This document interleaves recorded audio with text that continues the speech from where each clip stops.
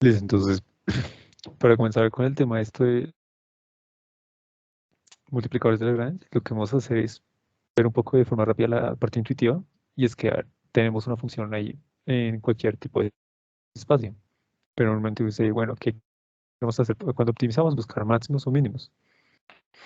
Sin embargo, nos metemos en funciones de más variables, ¿cierto? Que no, uno no diga, ah, bueno, vamos a buscar el mínimo y el máximo en un intervalo, sino que ya nuestro intervalo se convierte en toda una región, en este caso el todo R2, plano XY. Entonces lo que vamos a hacer es como contraer todo, o sea, proponer como una región y limitar la función y decir, ah, bueno, vamos a buscar el máximo y el mínimo en esa contracción.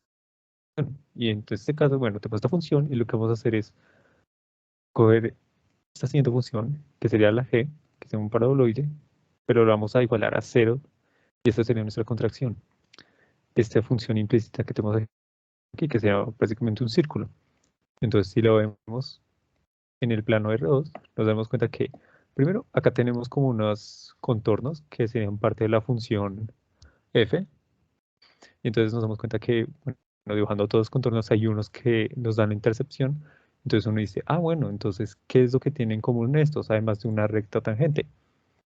Que digamos, si le sacamos la gradiente, obtendremos un vector normal. Y ese vector normal será perpendicular a este vector tangente, en ambos casos. Y nos damos cuenta también que ese vector normal en ambos casos, o sea, tanto en el círculo, en G, como en F, van a ser, van a ir a apuntar en la misma dirección. Entonces, ¿qué queremos hacer? Que si nos devolvemos, o sea, ya teniendo todo esto en cuenta, la función f y g, entonces podemos concluir que la gradiente que nos daría el vector normal de f en cada punto va a ser igual a un lambda multiplicado por la gradiente g. Y entonces aquí ya tendríamos lo que requerimos para optimizar la función, tanto como g igual a 0, como esta relación que implica que la gradiente de f es igual a un lambda, un factor escalar de g, para así lograr optimizarlo, encontrar un máximo. Bueno, como primer ejercicio tenemos el problema de sea el vector tridimensional v definido como 2, 3, 1.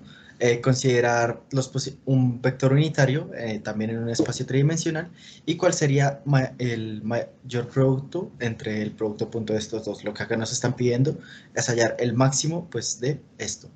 Lo primero que tendríamos que hacer pues es, ya tenemos estas propiedades de que b es igual a lambda por u, que lambda sería una constante. De hecho, acá, estas dos son una L, y es exactamente lo mismo, nada más que estamos reemplazando en la ecuación, donde tenemos que el L es igual a lo que sería el vector que tenemos menos la constante de proporcionalidad por el vector menos otra constante que también sería y, se podría decir. En este caso el vector que nos están pidiendo sería el producto entre u y v, porque es de lo que queremos sacar el máximo, menos lo que sería la magnitud de u menos c. Acá tenemos en cuenta de que u es un vector unitario y de que también tenemos que hallar la magnitud de lo que sería v, que sería raíz de 14. Y acá tendríamos u, que pues, al ser un vector unitario, su magnitud sería 1. Hallamos el producto punto entre estos dos vectores, que nos quedaría 2x más 3y más z. Y ya después de haber hallado el producto punto, reemplazamos en esta ecuación de el L.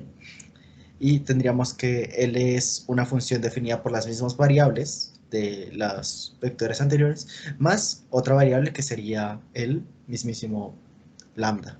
En este caso ya reemplazamos que sería esta parte, esta ecuación, menos lo que sería el lambda, la constante, y el factor de la magnitud de u, que sería x menos 1, que si reemplazamos esto y dejamos igualado a 0, pues el menos 1 pasaría, el 1 pasaría ahí a restar. Ya teniendo L, nosotros tenemos que tener en cuenta de que la gradiente de este L va a ser igual a 0, que es una de las propiedades que tenemos acá, el gradiente, no el delta, el gradiente. Y tendríamos que hallar es la derivada parcial de pues, cada una de estas variables. Entonces lo haríamos tanto para x como para y como para z. Acá simplemente resaltamos las variables y al hallar la integral con respecto a esas variables, nos quedaría que para x es 2 menos el lambda por 2x, para y es 3 menos lambda por 2y, y para z es 1 menos lambda por 2z. Acá en estos casos todo esto queda igual a 0, por lo que acabamos de ver de la gradiente de L que es igual a 0. Y ya sería despejar cada una de las variables, y se podría decir que acá tendríamos, por decirlo así, como unas ecuaciones paramétricas, que serían estas. Y ya después de haber despejado, tendríamos cada variable por una constante, que sería el valor para el L. Hay que tener en cuenta que asimismo, esto es para los máximos de la ecuación, hay que tener en cuenta de que como acá en todos estos casos la constante está siendo exactamente la misma, entonces nosotros podríamos considerar que el vector 1, que está definido por x, y, z, y pues tenemos esto, que sería el vector v, que es 2, 3, 1, y tienen la misma constante, podríamos considerar que el vector v por la constante, que sería 1 sobre 2 lambda, es exactamente igual a el vector u que teníamos acá. Y ya con eso pues podríamos sacar los máximos de la ecuación, y acá logramos definir de que estos dos vectores son proporcionales. Eso sería todo. Buenas, este es mi ejercicio de los multiplicadores de Lagrange, y en este caso pues tenemos una función con dos variables, con la siguiente restricción, que tenemos dos variables. Teniendo en cuenta de que pues la función de Lagrange se escribe con las dos variables, pero esta vez con la constante que tenemos de Lagrange, que en este caso sería lambda. En este caso, pues esto se reescribe de la siguiente manera: simplemente cogemos la primera expresión que tengamos de la primera función, más la segunda función, que es nuestra restricción, multiplicada por la constante de Lagrange. Luego, pues teniendo esto en cuenta, simplemente expandimos la ecuación y nos quedaría de la siguiente manera, teniendo en cuenta la segunda ecuación. Y como básicamente vamos a echar los máximos o el mínimo, hay que igualar básicamente las derivadas parciales en cero, pero ya teniendo en cuenta que estos son derivadas parciales y no es derivadas como en diferencial que veíamos optimización clásica, simplemente aquí en derivadas parciales es tanto en x como en y, como en este caso ya no sería z, sino sería lambda. Ya teniendo eso en cuenta, hacemos la derivada parcial de x, de y, de lambda, de la función Lagrange. Esto igualado a 0. Ya teniendo eso en cuenta, simplemente ahora ya tenemos las ecuaciones, simplemente empezamos a despejar por sustitución en este caso, que yo lo hice. Despejé la cuarta ecuación de x, y simplemente x, ya teniendo el valor de x, simplemente la reemplacé en la primera ecuación, ya que tenemos la variable x allí. Ya como todo esto me quedaba en términos de y, porque pues yo lo igualé a que me quedara en términos de y, pues prácticamente esto me quedó todo en términos de y. Esto es independientemente del autor, del que lo quiera hacer, puede hallarlo de diferentes maneras, pero ya haciendo todo este tipo de procedimiento que me daba los valores tanto de y, lo reemplazaba en una de las ecuaciones que tuviera y, me daba en términos generales de menos 16 tercios. Teniendo eso en cuenta, pues esta es otra manera de poderlo comprobar, no solamente sustitución, simplemente cogemos dos ecuaciones que tengan los mismos valores, en este caso de 4y menos 2y, los podemos ir restando y podemos hallar la misma ecuación que habíamos hallado anteriormente, pero simplemente el valor de lambda nos va a seguir dando lo mismo, simplemente nos va a dar que en este caso va a ser todavía menos 16 tercios.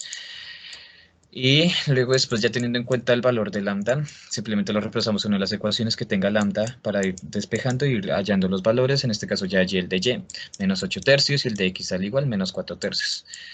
Ya teniendo estos dos puntos que ya son de x y y como tal, ¿cómo vamos a saber de qué es el punto máximo mínimo? Simplemente le sacamos la segunda derivada parcial, pero ya en este caso de la derivada parcial de fx, todavía otra vez aquí, pero en x, luego después más la de fx, pero ya en términos de y. Pero como no tiene ninguna y en este caso, por eso es igual a 0. Esto teniendo en cuenta con las ecuaciones que ya habíamos hallado de la primera derivada parcial, que fueron las tres ecuaciones que hallamos. Todo eso igualado a 0. Más entonces la ecuación que habíamos hallado en términos de y, pero ahora en términos de x, pero como no hay ninguna x, es igual a 0. Pero ahora la segunda derivada parcial de y, que todavía está en términos de y, entonces como otra vez está en términos de y, allá sí lo podemos hallar. Entonces sería menos 2.